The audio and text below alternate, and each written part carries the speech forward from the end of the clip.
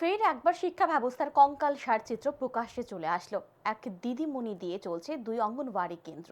ঘটনা মেলাঘর থানার অন্তর্গত দশরথ বাড়ি এডিসি ভিলেজের মধুচরণ পাড়া এলাকায়। জানা গেছে, মধুচরণ পাড়ার প্রায় 1 কিলোমিটারের মধ্যে দুটি অঙ্গনওয়াড়ি কেন্দ্র রয়েছে। তার মধ্যে একটি মধুচরণ পাড়ায়, অপরটি পালপাড়ায়। গত 4 মাস ধরে সমাজ কল্যাণ ও সমাজ শিক্ষা দপ্তরের গাফিলতির কারণে বঙ্কবাড়ি অঙ্গনওয়াড়ি কেন্দ্রে কোনো শিক্ষিকা নেই, যার ফলে শিক্ষিকাবিহীন অবস্থায় চলছে এই অঙ্গনওয়াড়ি কেন্দ্রটি। কিন্তু মেলাঘর সিডিপিও অফিসের পক্ষ থেকে এই অঙ্গনওয়াড়ি কেন্দ্রটি পরিচালনা করার জন্য দায়িত্ব দেওয়া হয় পালপাড়া অঙ্গনওয়াড়ি কেন্দ্রের দিদিমণি পুষ্পরানী দেবনাথকে। একজন দিদিমণি দুটি অঙ্গনওয়াড়ি সেন্টার চালাতে গিয়ে হিমশিম খাচ্ছেন। ব্যাহত হচ্ছে অঙ্গনওয়াড়ি সেন্টারে ছোট ছোট শিশুদের পঠন পাঠন। অথচ সমস্যা সমাধানে সংশ্লিষ্ট দপ্তরের নেই কোনো উদ্যোগ।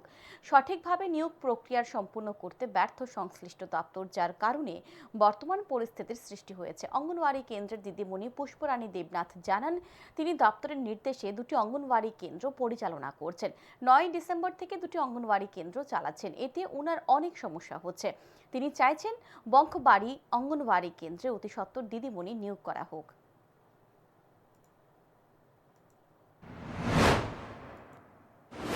আমার এই অফিস থেকে অর্ডার দিয়ে দিচ্ছে এবং অফিস কপি দিয়ে দিচ্ছে, হেল্পারও দিচ্ছে, বঙ্কবাড়ি হেল্পারও দিচ্ছে, আর মহারানী দেবর্মারও চিঠি দিচ্ছে, আমারও দিচ্ছে, অফিস থেকে ডাকাইছে। ডাকানোর পরে দিচ্ছে, এরপরে কইছে এখন আবার তো সালাম, এরপরে যে সময় দিদি উনি নিয়োগ করে তখন আমি ভাত।